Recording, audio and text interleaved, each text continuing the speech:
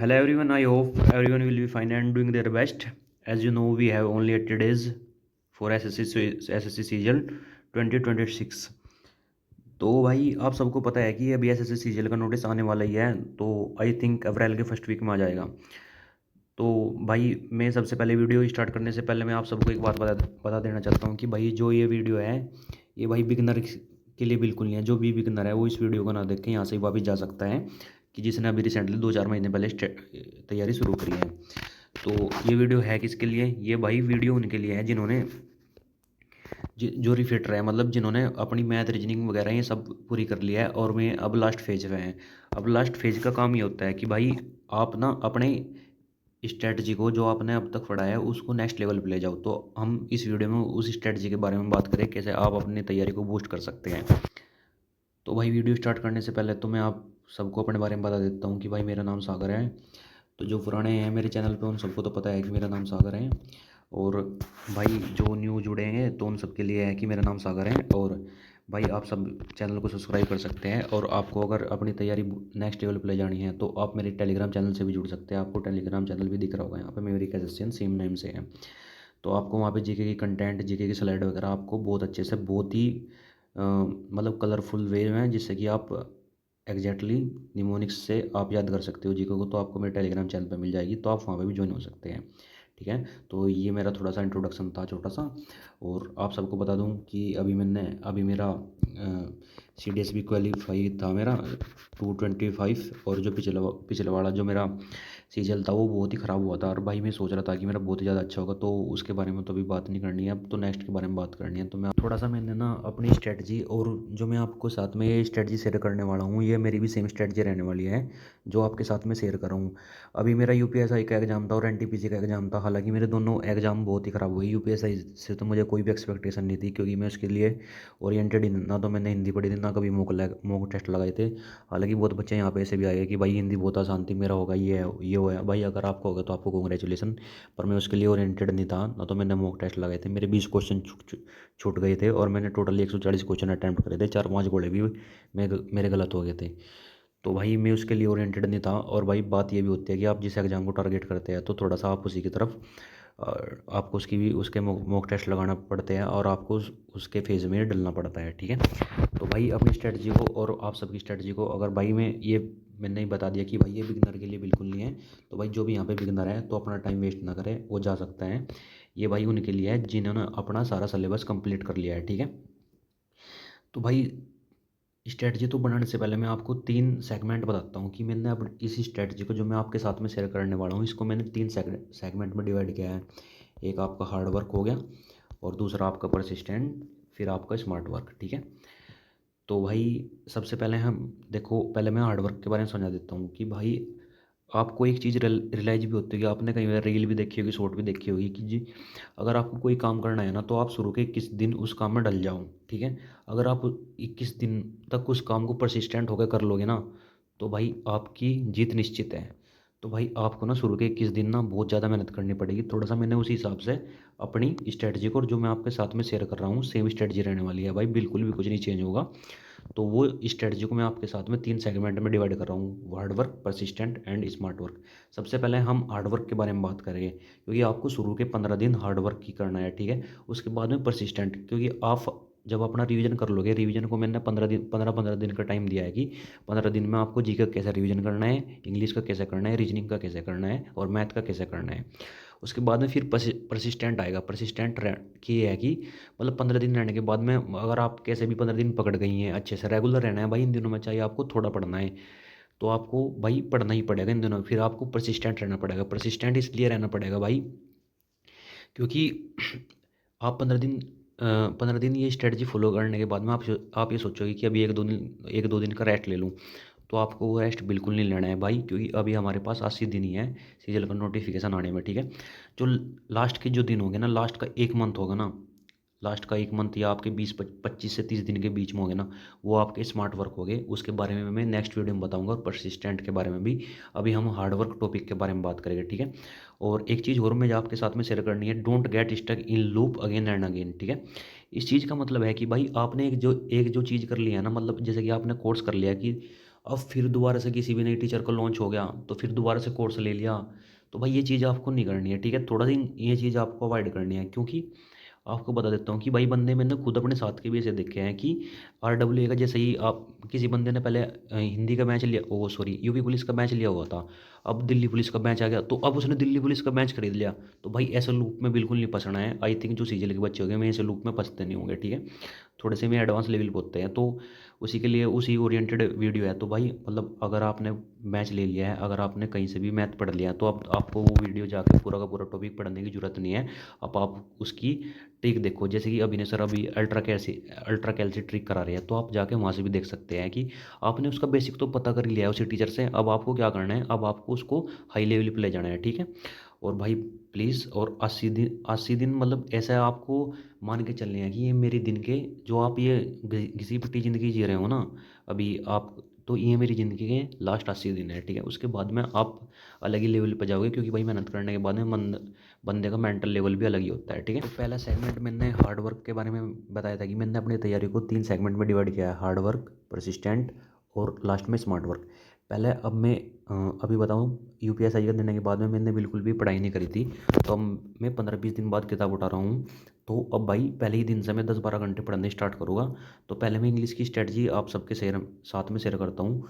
तो आपको भी थोड़ा ऐसा ही करना है, अगर आप करना चाहते हो तो भाई कोई फोर्स नहीं है कि आपको ये करना ही करना है, ठीक है। ये मेरी स्ट्रेटजी है और मैं आप सबके साथ में शेयर कर रहा हूँ, और आप भी देख सकते हैं। तो पहला है हार्ड वर्क, ठीक है। तो हार्ड वर्क के अंदर हम पहले इंग्लिश के बारे में बात करेंगे, ठीक है। तो भाई इंग्लिश को मैंने इस प्रकार डिवाइड करा है कि पहले 15 दिन लेने हैं। मैंने हार्ड वर्क के 15 दिन उठाया है कि 15 दिन में आपको इंग्लिश का रिवीजन कैसे करना है, ठीक है। तो आपको पहले एंटोनिम सिनोनिम का रिवीजन करना है, कहीं से कर लो आप, ठीक है, कहीं से भी कर लो। मतलब जहाँ से आपने ब्लैक बुक पढ़ी हो है तो आपने उसके नोट्स बनाए होंगे, आपको 3 दिन में पूरी की पूरी ब्लैक बुक करनी पड़ेगी, ठीक है। और आप ये कहोगे कि अब भाई हमारे से नहीं होगा, तो पहले ही बता दिया है कि मैंने भाई ये वीडियो बिगनर के लिए नहीं है, थोड़ा सा स्मार्ट बंदों के लिए है, कि बिगनर इस वीडियो को ना देख के यहाँ से भी वो जा सकता है वापस, ठीक है। अगले अगले नेक्स्ट 3 दिन आपको क्या करना है कि आपको इडियम फ्रेज पढ़ना है, ठीक है। तो आपको पता है कि SSC सीजीएल के बंदे जितने भी होते हैं वे शॉर्ट हैंड नोट्स बनाते हैं। तो आपको शुरू के 2 दिन जैसे कि आपने एंटोनी सिनोनिम पढ़ लोगे आप, मुझे पता है कि सब कर लेंगे इस चीज़ को। जहाँ भी आपने वेरिएबल सोर्स बनाए होगे, आपने वॉल्यूम 1 से भी पढ़ा होगा, नहीं तो मैम की, फिर आपने ब्लैक बुक भी पढ़ी होगी, जो उनसे भी बुक पढ़ी होगी। तो और आपने मतलब जो भी वन शॉट लेक्चर भी लिए होगे किसी भी टीचर के, आपको भी सारे के सारे सोर्स यहाँ पे इकट्ठे करने हैं और एक साथ पढ़ने हैं, ठीक है। I hope everyone will be understand me, ठीक है। और अगले 3 दिन आपको क्या करना है, अगले 3 दिन भी आपको इडियम एंड फ्रेज में भी सेम काम करना है जो आपने एंटोनिम एंड सिनोनिम के साथ में किया था। कि पहले कि आपको इंडियन इडियम एंड फ्रेज पढ़ने हैं। आपने जहाँ जहाँ से पढ़े, ब्लैक बुक से पढ़े, वॉल्यूम 1 से पढ़े, जहाँ से भी पढ़े, आपने वन शॉट लेक्चर से पढ़े, जहाँ से भी पढ़े, वे पढ़ने हैं आपको शुरू के दिन। और एक दिन आपने जहाँ से भी नोट्स बनाए थे उनका सारा का सारा रिवीजन करना है। ऐसे ऐसे आपके 6 दिन पूरे हो गए। अगले 3 दिन आपको क्या करना है, पहले आपको ग्रामर का रिवीजन करना है। तो अब मैं आपको थोड़ा सा ग्रामर का रिवीजन अपने हिसाब से बताता हूँ कि आप ऐसे भी कर सकते हैं। देखो, मैंने ग्रामर के रिवीजन को 3 दिन का टाइम दिया है। अब आपको पहले बताता हूँ कि आपको पहले दिन क्या करना है। पहले दिन आपको टेंस से स्टार्ट करना है, ठीक है भाई। थोड़ा सा ध्यान देना मेरी बात को, थोड़ा सा मैं आपको बेसिक से ना एडवांस लेवल की तरफ ले जाने की कोशिश करूँगा, ठीक है। पहले दिन आपको टेंस करना है, ठीक है। ओ सॉरी, पहले दिन का बता रहा हूँ अभी मैं, आप इस चीज़ को भूल जाओ कि पहले दिन का जो आपको करना है, टेंस करना है, ठीक है। और 1 मिनट रुको यार।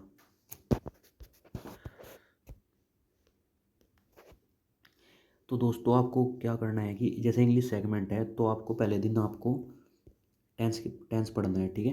अगला टॉपिक कर लोगे आप टेंस का रिवीजन आराम से। पहले ही दिन आपको फिर आपको पढ़ना है नाउन, ठीक है। फिर आपको पढ़ना है प्रोनाउन, ठीक है। ये आप चीज़ कर लोगे, मुझे विश्वास है आप सब पे, ठीक है। ये थोड़े से बड़े टॉपिक हैं, इनको थोड़ा सा अच्छे से पढ़ लेना, ठीक है। और भाई अगर थोड़ा सा स्मार्ट बंदा होगा, भाई मैं तो करूँगा ही, आप सब भी कर सकते हैं। थोड़ा सा मैं आपको बता रहा हूँ कि अगर आप इस हिसाब से करोगे तो अच्छा रहेगा। बाकी भाई मर्जी है आपकी। पहले ही दिन आपको एक चीज़ और करनी है, उसमें है आपको एडजेक्टिव करना है, ठीक है। फिर आपको एडवर्ब भी करनी है, ठीक है। ये 5 टॉपिक आपको पहले दिन करने हैं, ठीक है। समझ गए आप, इसका स्क्रीनशॉट भी ले सकते हैं। अगले सेकंड दिन इंग्लिश ग्रामर के दूसरे दिन में, इस वीडियो को ध्यान से सुनना भाई, मैं जो बता रहा हूँ ये बहुत दिमाग लगा के बनाई है मैंने। इंग्लिश ग्रामर का सेकंड डे स्टार्ट होगा आपका,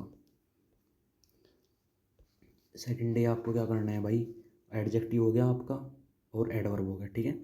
अब आपको क्या करना है, जो बचे हुए टॉपिक हैं, बचे हुए टॉपिक जैसे कि आपका हो गया नरेशन हो गया, ये मत कह देना कि भाई तेरे से नरेशन की स्पेलिंग भी नहीं आती, ठीक है, ये मैं जान के लिख रहा हूँ, ठीक है, शॉर्ट में लिख रहा हूँ। फिर आपको वॉइस हो गया, फिर आपका हो गया भाई प्रीपोजिशन हो गई, फिर आपका हो गया भाई subject verb agreement, subject verb agreement, ठीक है। और भाई लास्ट में आपका जो टॉपिक है वर्ब, और भाई आपका वर्ब, ठीक है। ये सारे की सारी ग्रामर आपको इस प्रकार करनी है। शुरू के दिन आपको मेरे हिसाब से मेरी टॉपिक रखने हैं जो मैंने आपको बताए हैं। दूसरे दिन ये जो आपके बच गए सारे प्रीपोजिशन सब्जेक्टेड वर्ब एग्रीमेंट और जो भी बचे हुए हैं आपको दूसरे दिन ये करना है। और थर्ड डे आपको क्या करना है भाई, थर्ड डे आपको सारे के सारे इंग्लिश ग्रामर का रिवीजन करना है, ठीक है, समझ गए आपको। और अब हम बात करते हैं, ये आपके 3 टॉपिक मेन जो हैं वे पूरे हो गए हैं। अब आपको क्या करना है कि जो लास्ट के 3 बचे हुए दिन हैं उनमें आपको क्या करना है मैं बताता हूँ।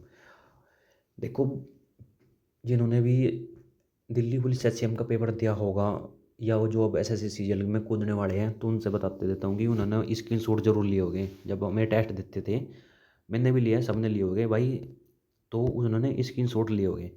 मैं तो भाई बहुत सारे बंदे ऐसे होते हैं जो अपने में स्क्रीनशॉट संभाल के रखते हैं, मैं भी रखता हूँ उन स्क्रीनशॉट को। उन स्क्रीनशॉट्स के आपको नोट्स बनाने हैं। मे भी मेरे पास भी अलग से नोट्स बुक हैं जो मेरे से जैसे कि कोई वोकैबलरी आ गई नहीं हो रही मेरे से, मैं उसका नोट्स बनाता हूँ अलग से, ठीक है। ऐसे ही आपको सेम ये करना है। पहले कि आपको एंटोनिम सिनोनिम का भी जो भी आपसे स्क्रीनशॉट लिए हो गया आपने, उन एक दिन में तो आपको मैं सारे के सारे स्क्रीनशॉट अपनी बुक में उतारने हैं, ठीक है, अपनी नोटबुक में। फिर आपको इडियम एंड फ्रेज नू सारे के सारे मतलब लगभग ऐसे 3 दिन आपको यही काम करना है कि जहाँ से भी आपका वेरिएबल सोर्स पड़ा हो, जिस भी फोल्डर में पड़ा हो, जहाँ भी पड़ा हो, तो वो सारा का सारा अपनी नोटबुक में उतारना है, ठीक है। तो भाई जीके में भी आपको सबसे पहले आपको बेसिक टॉपिक उठाना है, ठीक है, थोड़ा सा इंटरेस्ट बढ़ना चाहिए। और भाई ये नहीं करना है कि आपको इंग्लिश पढ़ रहे हो तो इंग्लिश ही पढ़ना है, ये तीनों चारों सब्जेक्ट आपको साथ लेकर चलने हैं, ठीक है। तो भाई कोई बंदा आके यहाँ बकवास कर देगा कि भाई ये नहीं होगा, तो पहले ही बता दिया है मैंने कि भाई वो वीडियो को स्किप कर सकता है जो बिगनर है यहाँ पे। जो हार्ड वर्किंग है वही इस रूटीन को फॉलो करें। पहले दिन आपको पॉलिटी करनी है, ठीक है, ये पॉलिटी आपको 2 दिन में ख़त्म करनी है। हाफ मतलब पहले दिन आप आर्टिकल उठा लिए, ठीक है, उसके बाद में आपको अमेंडमेंट हो गए, जैसे कि जितने भी अमेंडमेंट वगैरह हो गए, तो ऐसा आपको 2 दिन में आपको अपनी पॉलिटी पूरी करनी है। फिर अगले 2 दिन में आपको जियोग्राफी उठानी है, क्योंकि जियोग्राफी आपको थोड़ा सा इंटरेस्टिंग सब्जेक्ट है। पहले दिन आपको इंडियन जियोग्राफी करनी है, ठीक है, थोड़ा सा ये नहीं है कि आप वर्ल्ड जियोग्राफी की तरफ भाग गए, ठीक है। पहले आप इंडियन जियोग्राफी करें, फिर उसके बाद में वर्ल्ड जियोग्राफी की तरफ जाए, ठीक है। और नेक्स्ट एक दिन में इकोनॉमिक्स उड़ जाएगी, कोई ज़्यादा बड़ी बात नहीं, इकोनॉमिक्स एक दिन में ख़त्म हो जाएगी, ठीक है। यहाँ तक आपके टोटल 5 दिन हो गए हैं। अगले 3 दिन आपको हिस्ट्री को देने हैं, एक दिन आपको एंशियंट। देखो भाई, क्रोनिकल ऑर्डर आपको सेम फॉलो करना है, पहले आपको एंशियंट पढ़नी है, मेडिवल पढ़नी है फिर एक दिन में, फिर आपको मॉडर्न पढ़नी है, ठीक है। और मैं ये कह रहा हूँ कि मतलब ये सब आपको करने के बाद में ये है कि आपने जहाँ से भी मतलब आप ये सब, जैसे कि आपने वर्ल्ड ज्योग्राफी कर ली, तो आप किसी भी बेस्ट टीचर का, जो आपका बेस्ट टीचर हो, तो आपको उसको वन शॉट लेक्चर उठाना है। जैसे कि मेरे परमार एसएससी सर हैं, तो मतलब जैसे भी मैं कोई टॉपिक कंप्लीट करता हूँ तो उनकी एक वन शॉट लेक्चर की वीडियो देख लेता हूँ, तो फिर मेरे में कॉन्फिडेंस भी आ जाता है, ठीक है। तो फिर अगले लास्ट, अब आपके हो गए 5 और 3 आपके 8 दिन हो गए, ठीक है। अब आपको 4 दिन स्टैटिक जीके से देने हैं, थोड़ा सा आपको स्टैटिक जीके पर ध्यान देना पड़ेगा। मैं आपको बताता हूँ कि स्टैटिक जीके आपको कैसे करनी है। देखो भाई, स्टैटिक जीके सबसे बाद में ही करनी है, ये क्रॉनिकल ऑर्डर लिखा हुआ है मैंने, पहले पॉलिटी, फिर जियोग्राफी, फिर इकोनॉमिक्स, फिर history, and then static GK, ठीक है। और ये थोड़ा सा मैंने बहुत सोच समझ के स्टार्ट किया है कि भाई इजी टू हार्ड, समझे, इजी टू हार्ड। अब भाई बात करते हैं स्टैटिक जीके के बारे में। स्टैटिक जीके में भाई पहले शुरू के 2 दिन आपको, जो शुरू के 2 दिन होंगे ना, आपको आर्ट एंड कल्चर से ही देने हैं, कुछ और अलग नहीं पढ़ना है, आर्ट एंड कल्चर ही पढ़ना है, उसके अलावा आप कुछ और पढ़ने की कोशिश मत करना, ठीक है। फिर आपको एक दिन देना है, 4 दिन है हमारे पास स्टैटिक जीके के। अगला दिन देना है आपको, जैसे कि होगी भाई आपके बायोस्फीयर रिजर्व हो गए, ठीक है, और भाई वाइल्ड लाइफ सेंचुरी होगी, नेशनल पार्क हो गए, इन सब से देना है। डैम हो गए, ये छोटे छोटे टॉपिक हो गए, झील होगी, लेक हो गए मतलब आपकी।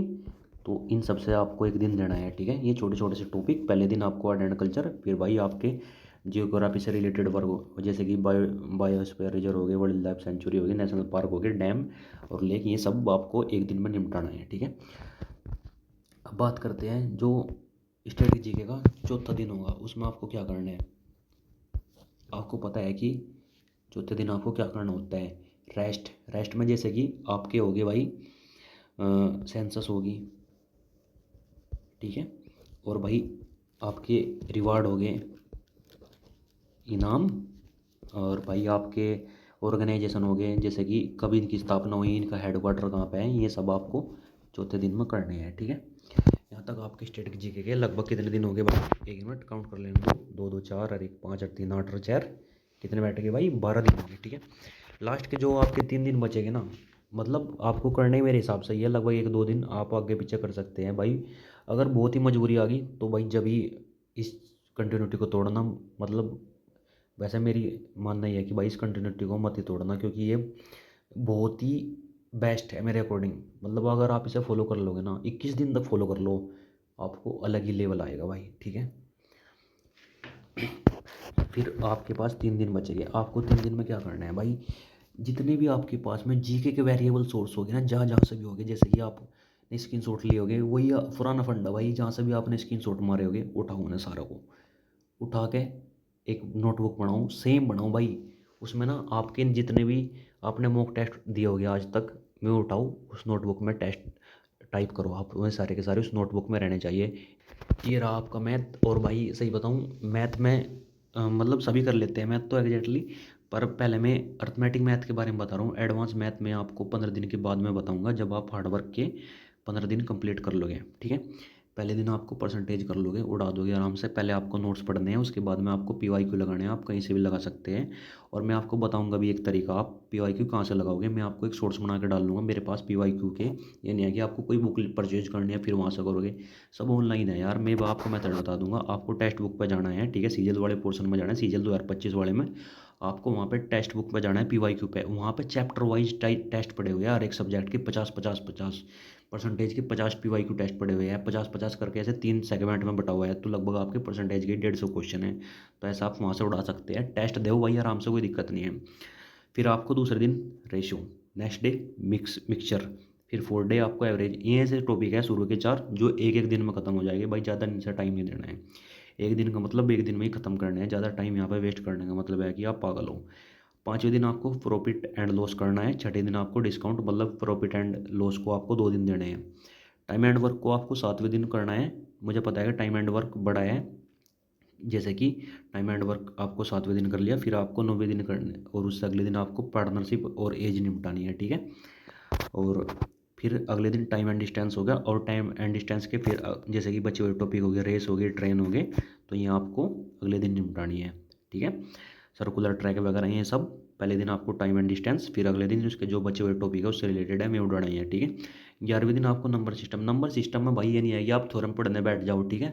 थ्योरम बिल्कुल नहीं पढ़नी है। जो मेन टॉपिक है, जैसे कि डिजिटल सम हो गया, ये पढ़ लिया आपने, ठीक है। यूनिट डिजिट निकालना हो गया, फ्रैक्शन होगी, कितने फ्रैक्शन का सम हो गया, ये सब ये टॉपिक उड़ाने हैं भाई। आपको ये नहीं है कि आपको पूरा सिलेबस आपको मैथ का ज्ञाता बनना है भाई, स्कोर करना है आपको, ठीक है।